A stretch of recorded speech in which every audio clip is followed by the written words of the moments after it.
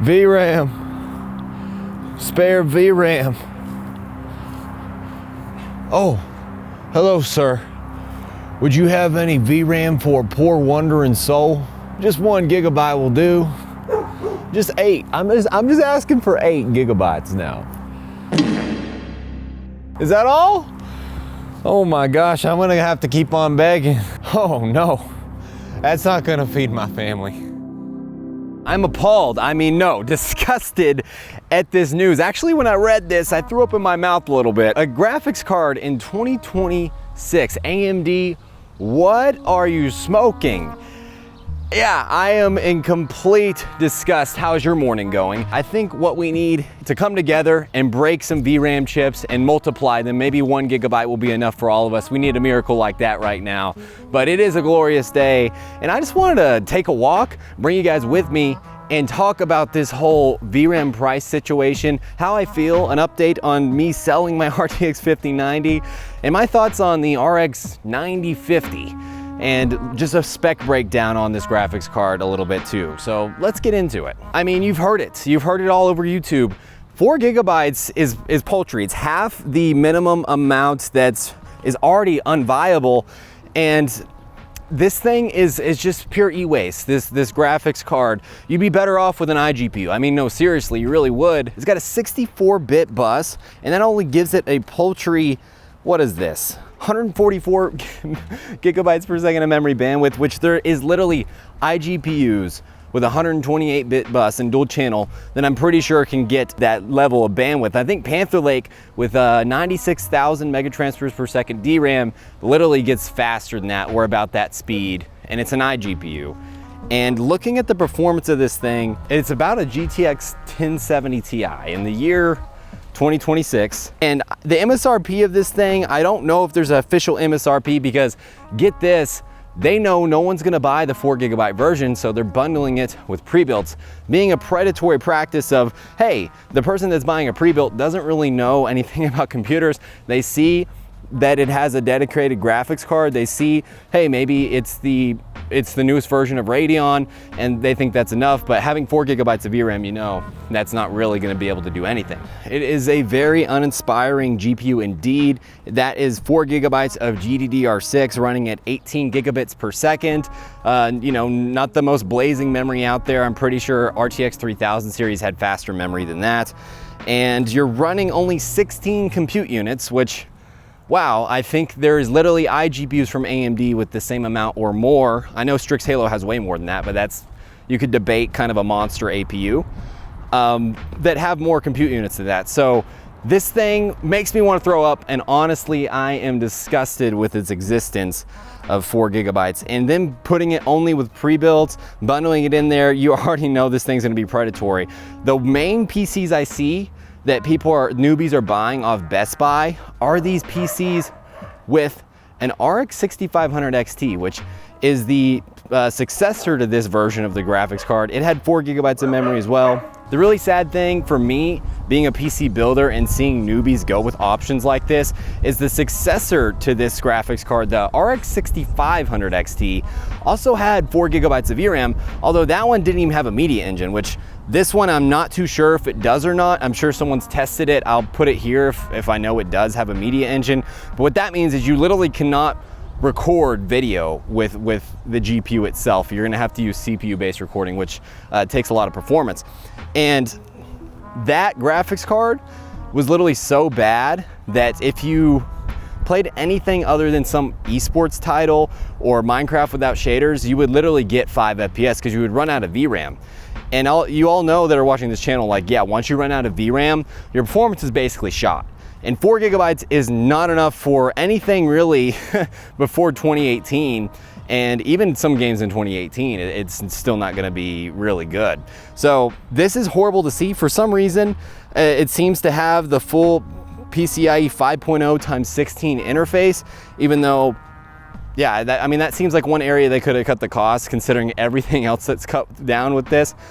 because you usually see them cut down the interface, but maybe that will help if it runs out of VRAM, having that full lanes of interface for the connection to the DRAM, but I don't know. I don't know if I'd be so sure about that. Although its memory bandwidth is so low. I mean, getting 144 gigabytes per second of memory bandwidth, if you teamed this up with something like an Arrow Lake CPU running RAM at 86,000 megatransfers per second, your total memory bandwidth would only be like 10 gigabytes less than the total bandwidth on the GPU. Although I guess you'd be totally limited by your PCIe speed. I think it's 64 gigabytes per second on PCIe Gen 5 times 16 when you're going from back to forth. So yeah, I guess that is the bandwidth limit, and maybe it's good that they gave us the full 16 lanes on this GPU. Now looking at the 8 gigabyte version, this one has the same number of cores, 16 compute units on this 8 gigabyte $280 GPU, although it does have a 128-bit bus. So they've doubled the bus width, or really I think the other one just had it cut down from the same die. And if you're wondering, the die is about 200 millimeters squared on TSMC 4 nanometer. This card is equal to the RTX 2060 Super, RX 6600, or around an ARC A580, not B580. So honestly, really not very good either, but I'd be interested to see how this one overclocks a little bit. I bet you could push it well past 3 gigahertz, and I think it would be kind of interesting just to see how much this little thing can go. If it was for $200, I think it would be much better of an option, kind of a replacement for those that usually would buy the RX 6600, although now you're having better ray tracing. Hopefully it has a media engine in there that can record a little bit better.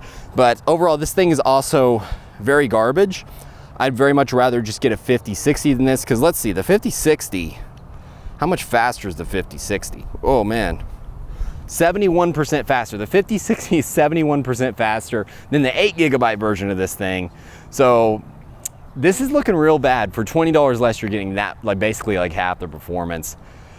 What are you doing, AMD? So overall, the 9050 non-XT, there's no XT here because it doesn't deserve that moniker, is a joke of a graphics card, especially the 4 gigabyte version. And AMD's decision to name these cards the exact same thing, despite one having half the bus width and half the VRAM as the other, is pure despicable greed. And I hate it so much. Them bundling this only with pre-built systems for those that are gonna have no idea what any of the specs mean. Look up a review of the 9050, see the 8 gigabyte version and think, hey, that's enough for me. They're going to be very dissatisfied with their products, and hey, who knows, they may swear off AMD cards altogether, losing AMD market share in the process. I mean, they really should have thought about this a little bit more. Just name that thing the 9030 4 gigabyte or 9040 4 gigabyte.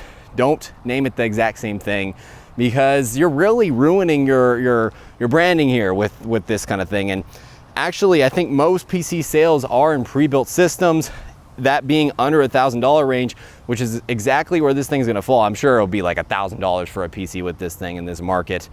And that's gonna leave a sour taste in people's mouth. It really is. A quick little note here.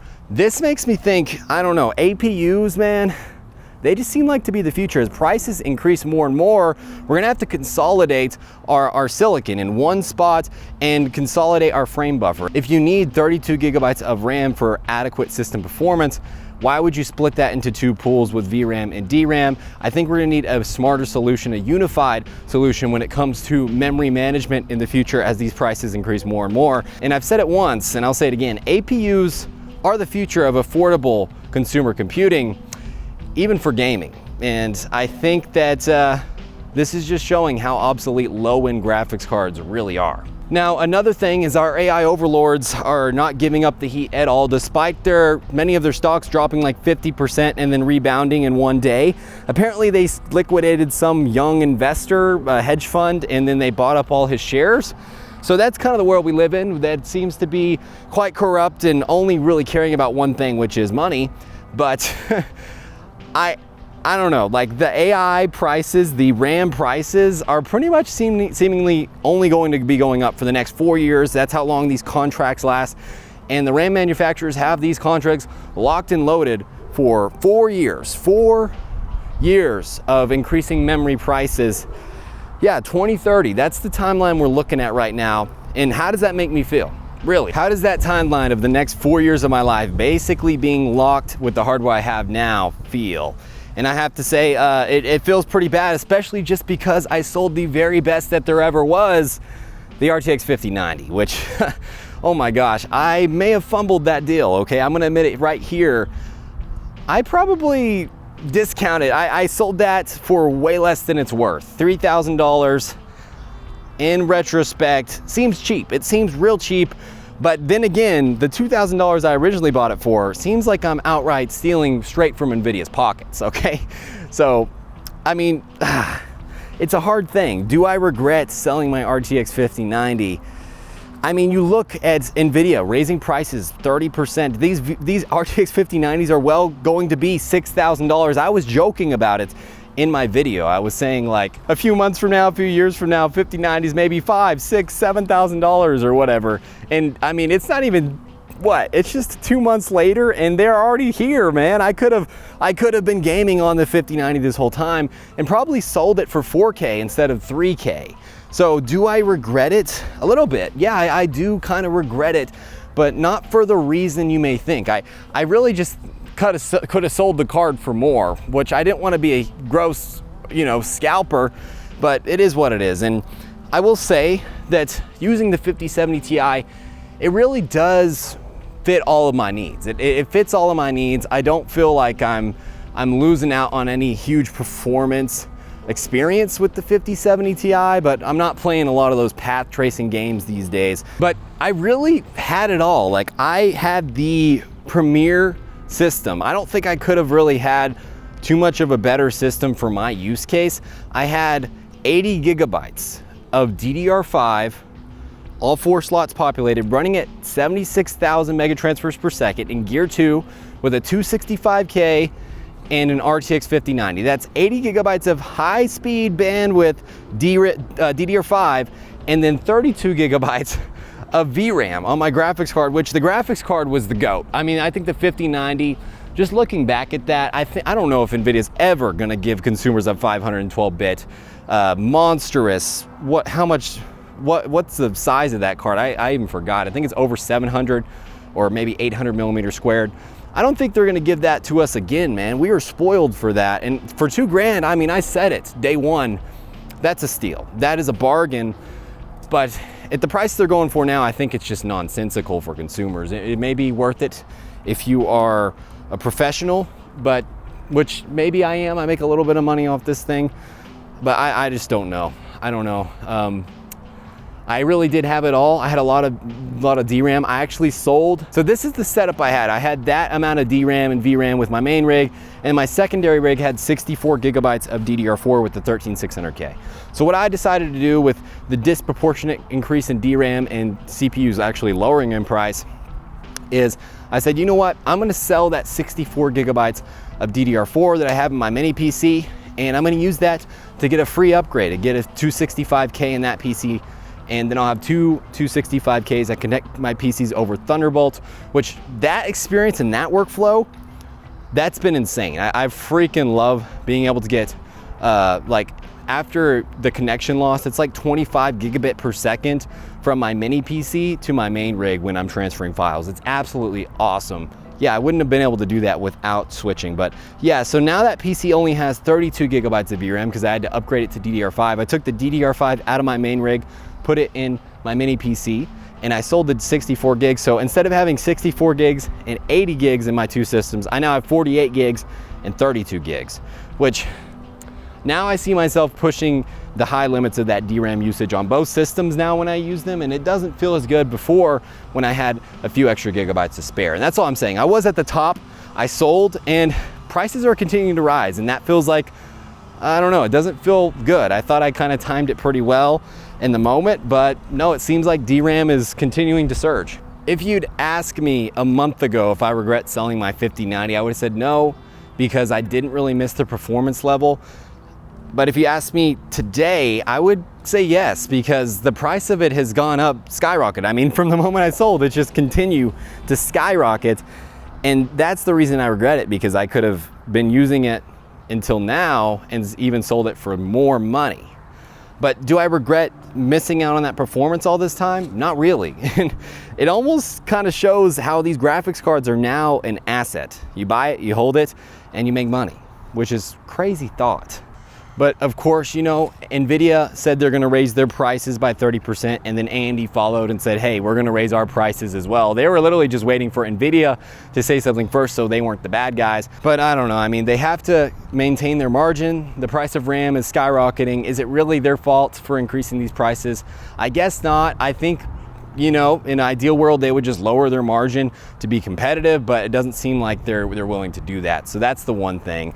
Honestly though, AMD with their pricing, I want to give AMD a hand, because with the 9070 XT and the 9070 pricing over the past few months, it's been really good. If you wanted a high level graphics card, you could have got one for under $700 with their highest end 9070 XT.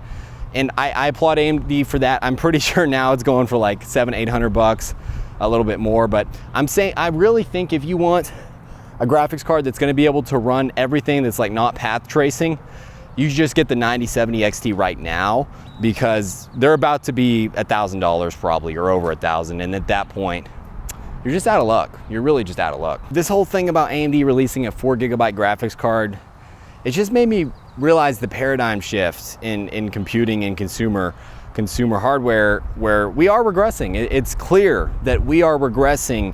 We're getting worse technology for more money, and there's nothing we can do about it. And I just hope to God that we just start getting better optimizations in some of these games. Although I don't know if we could count on that or not. So yeah, what do you think of this down below? Let me know. Silken Steak, signing out.